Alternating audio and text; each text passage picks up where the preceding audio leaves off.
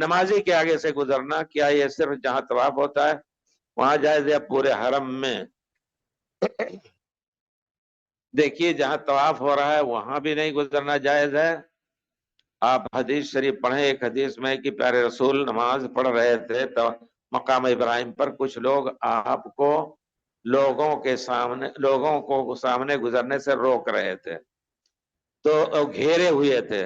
تو اس کا دو معنی کیا گیا، یہ کہ سترہ کے لیے کہ کوئی گزرے نہ، دوسرا یہ کہ پیارے لوگوں کو خطرہ ہوا کہ کہیں ادھر سے کوئی تیر اڑ نہ آ جائے پیارے رسول کو فتح مکہ کے. بہرحال تو آپ جا کر کے دوسری دور جگہ نماز پڑھیں، ایسی کہ جہاں سترہ آپ کو ملے، کسی کھمبے کے پیچھے یا کرسی کے پیچھے اور کہیں.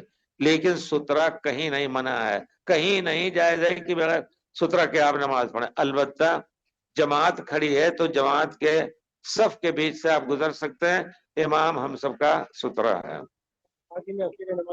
جی وہاں بھی سترہ رکھیں، ضرور رکھیں، کم سے کم ایک پتلی سے وہاں تو اینٹا پتھر تو مل ہی جاتا ہے، جوڑ لیجئے. ضرور بغیر سترے کے پڑھنا جائز نہیں. ایک مرتبہ ہم بہرحال جاتے تھے جب تو جاتے تھے حدود حرم، الحمدللہ ہم لوگوں نے اس میں محنت کی ہے، اللہ کا شکر بڑی محنت کی ان پیروں سے پہاڑوں پہ چڑھ چڑھ کر کے، اور 2 سال تک ریسرچ الحمدللہ کتابوں میں دیکھ کے یہ اللہ تعالیٰ کی ایک مہربانی کی اس نے اس نعمت سے نوازا. تو کتاب کرتے پھر پہاڑوں پہ چڑھ کے ڈھونڈتے، تو وہاں جو ہے وہ آدمی نماز پڑھنے لگے تو ایک کسی آدمی نے کہا کہ یہاں کون گزرے گا سامنے سے؟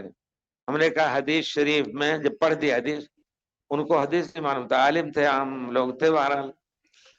تو بہرحال میں نے کہا کہتے یہاں کون گزرے گا؟ ہم نے کہا پیارے رسول نے فرمایا اذا صلی احدکم فلیستتر، کوئی شخص صلاۃ پڑھے تو سترہ رکھ لے. لا یقطع الشیطان صلاته، شیطان اس کی نماز کو نہ کاٹ دے. اگر آدمی نہیں گزر رہا تو شیطان کاٹ دے گا، لیکن سترہ رکھنے سے وہ اندر نہیں آئے گا.